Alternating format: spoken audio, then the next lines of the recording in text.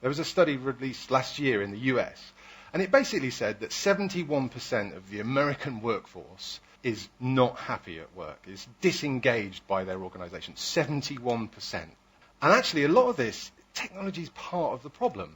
And I wanted to address that. I wanted to try and show people that there is a very different way to use technology in not just our professional lives, but our personal lives too, that really readdress that balance and get people much more engaged and more productive in what they do at work. So when you use something like Facebook or Twitter, it doesn't have to be those platforms, you are using a fundamentally different culture of collaboration. You are saying pretty much, by default, everything I do is open, except for the bits that I choose to keep private. Contrast that to the standard, the culture of collaboration inside most organizations. It's completely inverted. Everything I do is closed unless I specifically say I'm going to share this. The change in that is absolutely profound. When you have people who are used to that sharing experience, that rich, friction-free way of sharing information, collaborating with their friends and family, and they join organizations and they cannot share in that way, trouble starts to happen. It also makes us realize how some of the way we live our working lives today has sort of become outdated. It's become out of place for the kind of society that we live in. We're in a world now where productivity, the thing that we've been chasing for hundreds of years, is fast becoming the problem. We've entered a world of work where productivity has become the thing that we do every day. We've gone through this period of industrialization where we thought, actually, we need to standardize processes in order to make organizations more effective. If we break down the thing that we're trying to do into a series of processes, we standardize those processes, we will do more stuff, we will achieve more things. Email has just meant that all we do is we just generate that hamster wheel of communications. We spend our days answering messages, batting things forwards and backwards. We forgot that that's not everything about work. That's just a part of work. When was the time that you actually stop and think creatively? You start to think about how could we do things differently? How could I innovate the thing that I'm doing here? We don't do that because we're too busy being busy. So that's the sort of the technology piece, but it doesn't really stop there. In fact, the biggest challenge that we face is more about our office space than it is about the tools that we use within them. Work is really changing. Work is really something different to us today because of the way we live our lives, because of the world in which we live, than it was even just a few years ago. The other thing that's happening is the way that we change our office design. How many of you work in an open plan office? These are sort of insane sort of organizational sort of studies that show that we could be more collaborative with people if we take away all of the barriers. We remove all of the boundaries, people will talk to each other more. What do? I go to my office, I sit in my open plan desk, I email people 3 desks away. But worse still, there's this sort of really basic human dynamic that happens when you put people in these open plan offices, which at the time we thought would be the sort of height of collaborative thinking. Some really primal things start to happen to us. We start to feel really exposed. If you go back to your office and if you work in an open plan, just have a look at this when you go back. What you will see is in the middle of the floor, there will be a whole series of open plan desks. And everybody sat in the middle of the floor will be sat with their screens facing outward. So they're always vulnerable. Everything they do could be monitored at any one point in time.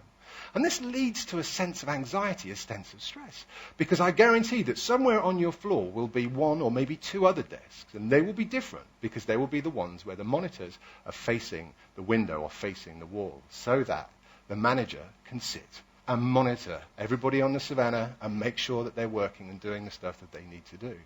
Now we know, even just from the animal world, that animals on the savannah live in this state of heightened stress because they're under supervision. They don't know at any moment the predator may strike. They may get distracted. They may get pushed away.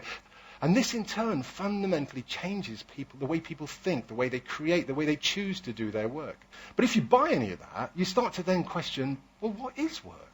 Work is no longer a destination.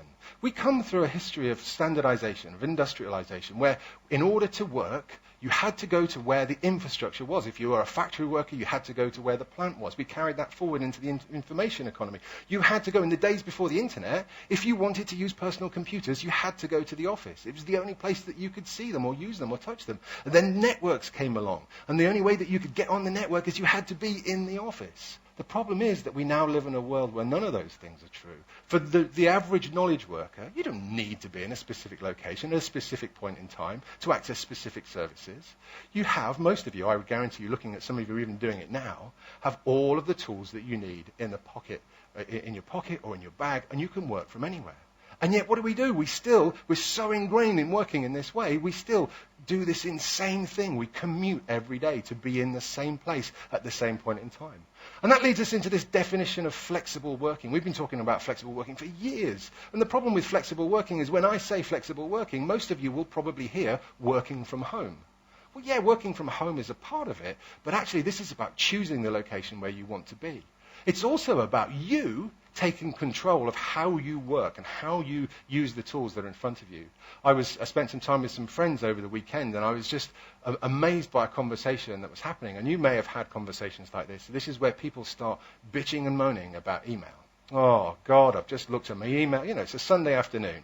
Oh, God, I've got all these bloody emails that I've gone, oh. The problem with you getting email on a Sunday is not the fact that you got the email on the Sunday, it's the fact that you chose to read it. And it may be that you do that because that's the kind of person you are. It may be because you work for an organization that makes you feel that you have to do it. Flexible working, at its heart, is about being mindful about the tasks that you have in front of you and the best place to accomplish those tasks. It could be sat at home. It could be in your office. It could be with your customers. It could be in one of these third spaces that are opening up. It could be in my community. Why do I come into London to buy a sandwich and a coffee from the sandwich shop in London when I could be going to a library in Banbury, bringing that retail there, reinvigorating that community there? Now, I've worked for organizations that have sent the bums on seats memo. I've worked with customers who have sent the bums on seats memo. I'm not going to lay any judgment on what's happening at Yahoo, but the bums on seats memo, whenever that gets sent, you know there are problems. And the problems probably relate to trust. It's nothing to do with people working from home. It's the fact that I don't trust what my people are doing. We found one of the really interesting things in the studies that we did is actually the biggest issue of trust about people from working outside the office is not between the employer and the employee. It's about the employees amongst themselves. I can't see Dave. He's probably not working. I wonder how his patio's coming on. In our studies, what we also showed is that people who weren't working in the office, they carry around this sense of guilt. I'm not in the office. They're going to be thinking I'm working on my patio. So they end up overcompensating. They end up sending more email, making more phone calls in an attempt to be more visible, destroying the advantages of working away from the office. Are these office spaces that we've created, are they really fit for purpose? Are we stuck in this endless cycle of productivity when actually we need to be creating some cognitive space for people to do the thinking and innovation that should be done? If we live in a world where actually the only way that people can have competitive advantage, if we live in a world where everything is pretty good, right? I mean, you can't really buy a bad car these days. I'm not going to create a better car unless I take some proper time out to think really differently about how I might innovate the products and services I make. I'm not going to do that if I spend all my time sat in front of email. We need to think really differently about the office space that we provide. The collaboration and the community that we have for our people has to fundamentally change if we're to live up to the opportunity. And so for most organizations, it's about this really hard thing. It's about having the confidence to let go. The confidence to empower your employees, the people that you work with, to choose the best place to work, for the tasks that they have in mind, the best tools, to use them in the way that they want. That's a really scary place to be for most organizations. And trust me, from an IT perspective, it's a hugely scary place to be. But if you do that, if you put the right kind of infrastructure in place, the right kind of culture, the right kind of process, actually you can make things happen.